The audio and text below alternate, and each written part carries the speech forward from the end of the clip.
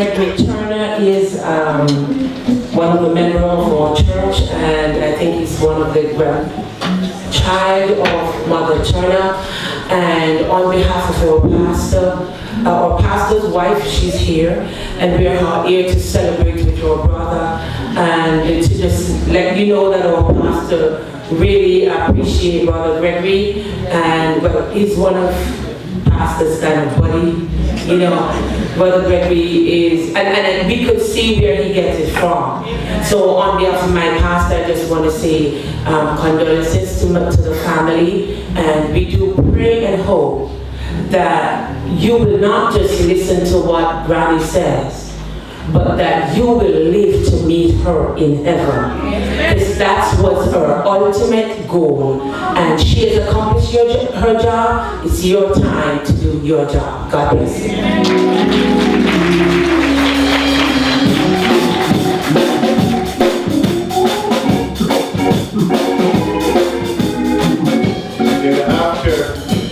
After good singing like that, you don't need to fall from that high. Will you take up high there in heaven?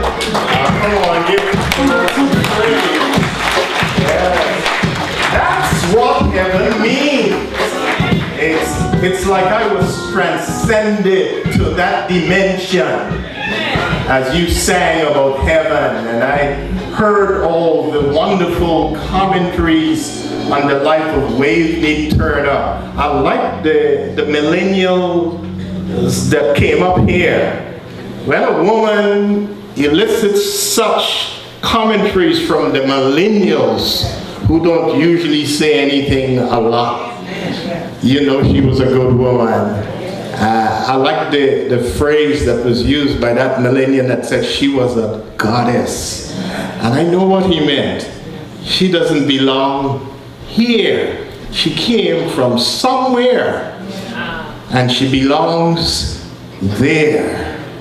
And if we all can be like God, if we all can be godly, we can achieve that status of being like a goddess and meet with waveny again.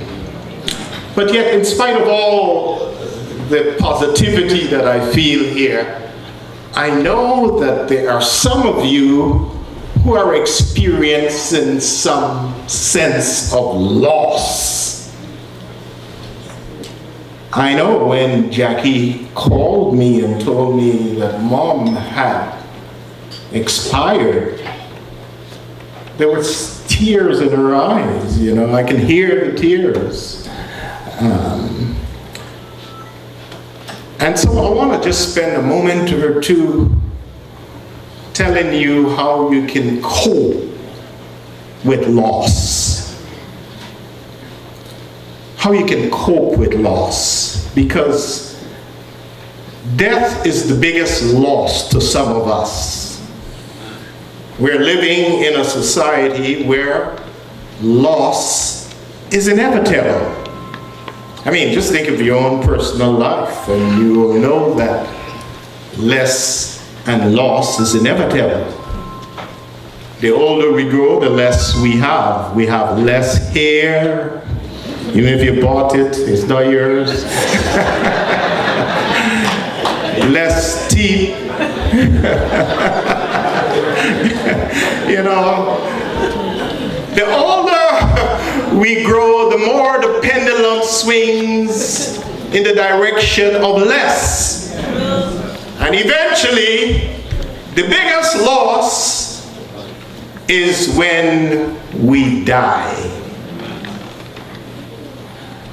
So if I may give you two strategies on how you cope with loss, then we can go and eat some good food to strengthen our bodies.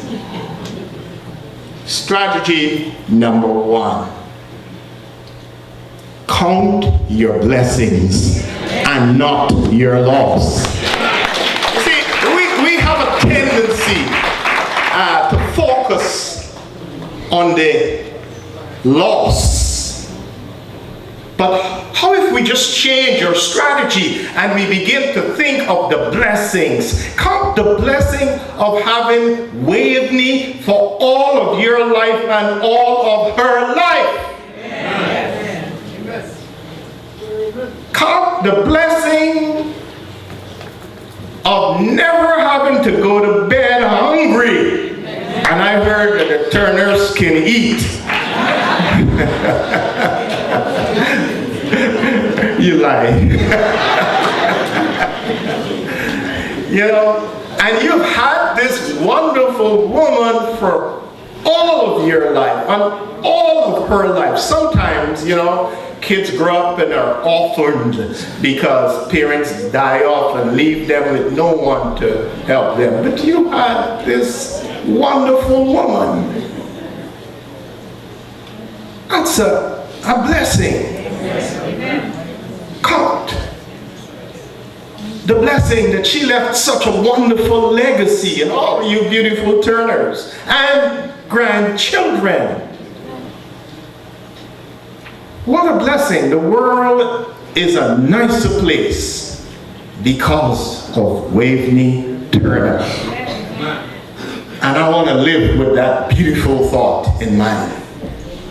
Strategy number 2. The second strategy is to remember that in life, the principle of loss is always compensated. It's always balanced by the principle of compensation. In other words, every time you lose something, God has planned this society. There's always something to gain. Yeah, you may have lost a waveny, but think of the compensation. Maybe I'll tell a story from my life to help you understand this. When I was a young boy, I was a very popular boy. You know what I mean? I'm not boasting, but they always made me the captain of the ball game, and all the little girls loved me. You know how it is when, back in those days, as an early teen, when little girls are turning from what they say, stocks to stockings. Yeah, I had a popular girlfriend by the name of, I shouldn't call her name. Anybody from New Amsterdam? Nobody raised their hand. I mean, you want to hear the name.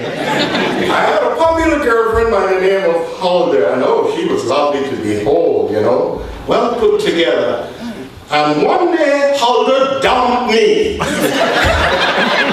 Popular me for no reason at all. The boys in those days would say, she sacked me.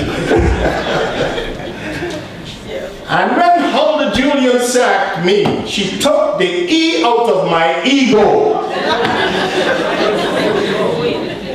And I had to do nothing else but go.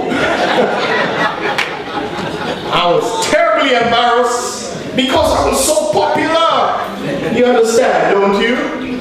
And all of the kids knew that Hulda Julian sacked Rennie Howell.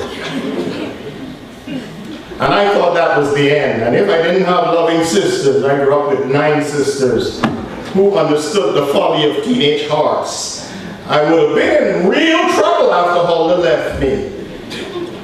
But 3 weeks after Hulda left me, a new girl came into town.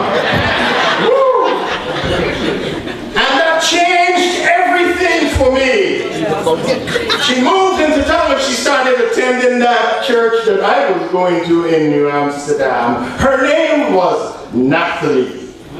And she was really put together. She was a real showstopper. And when Natalie saw me and I saw her, they used to say, our eyes met for.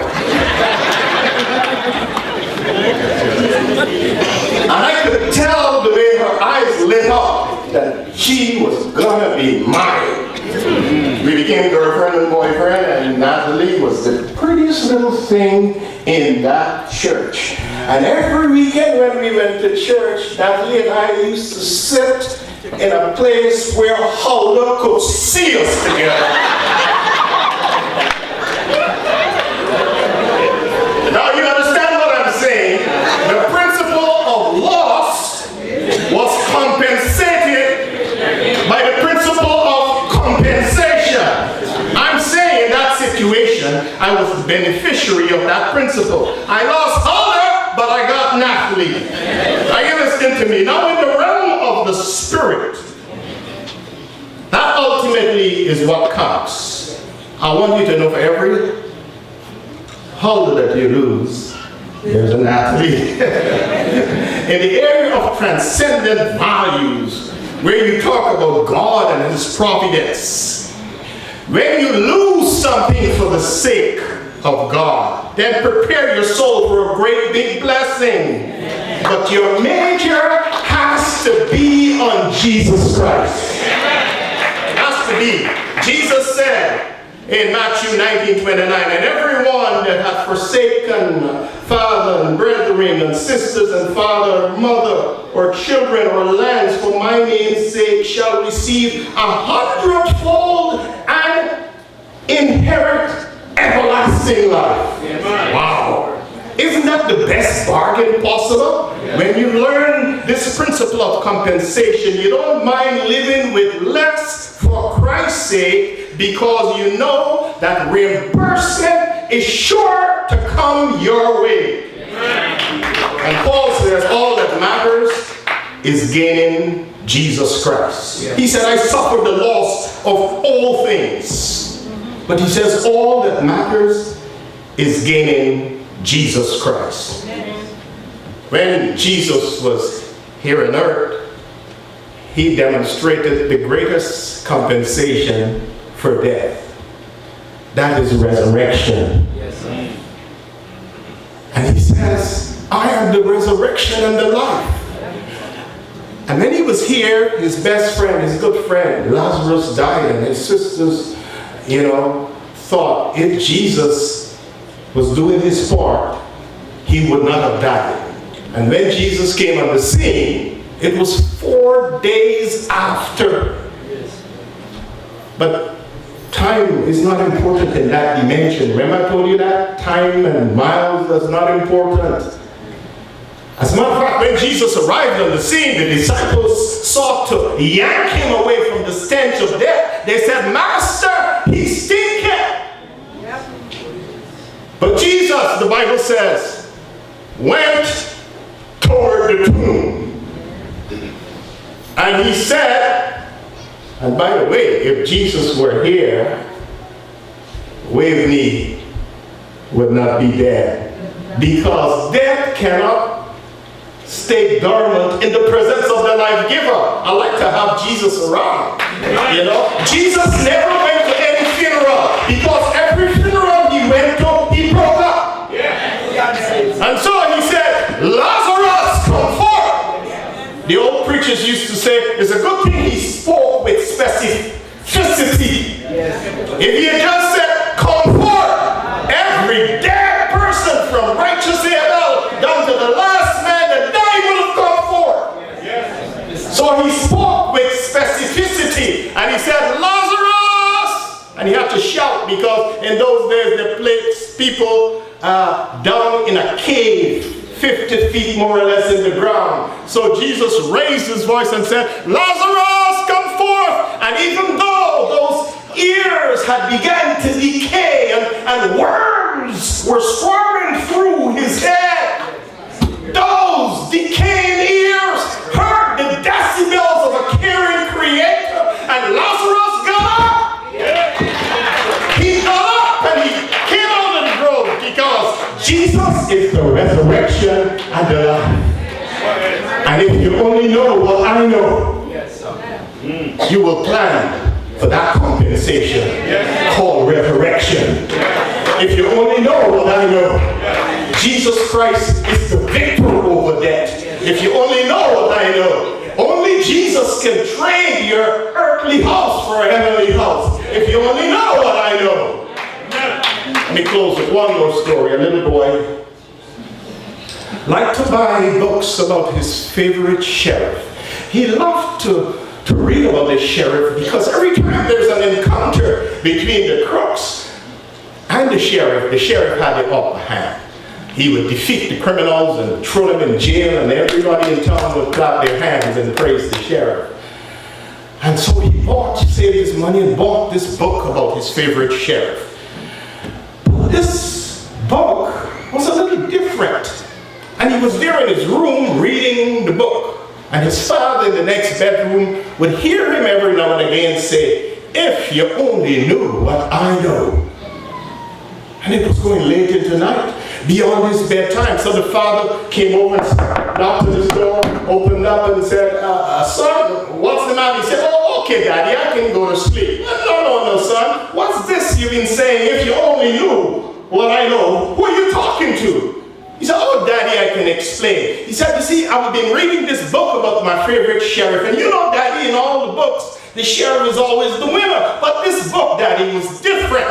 Every time there was an encounter between the sheriff and the criminals embarrassed the sheriff. And I didn't like what they were doing to my sheriff. So I decided to go to the end of the book to see how the story finished after all." And he said, "Daddy, when I got to the end of the book, I discovered that the sheriff was the winner after all. And when I discovered that he was the winner, I decided to read the book all over again from the beginning. And every time I came on a scene where the sheriff had the underhand and the crooks had the upper hand, I would say to those crooks, if you only knew what I know. If you only knew what I know. Jesus is the winner after all. If you only knew what I know, you will make Jesus your Savior. If you only knew what I know, Jesus Christ will come back and burst those azure skies in a blaze of glory, and he will say, open the grave, that the saints may come up. And it doesn't matter how long you've been down there, it's only your earthly house. And see all the saints. You know, Jesus resurrects them from righteous Abel down to anti-waveny. And they go up, meet Jesus, and he takes us up past moon, up past star after star, up past galaxy after galaxy, into that new dimension. And we come to the gates of the Holy City, and he says, open the gates, that the saints may go in. And by the grace of God, waveny's in that number. I want to be in that number. You got to be in that number when the saints go marching in. God bless.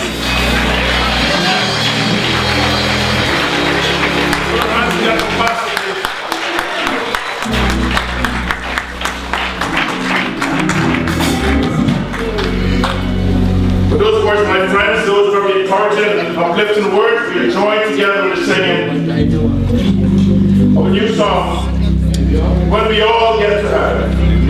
Shall we all stand?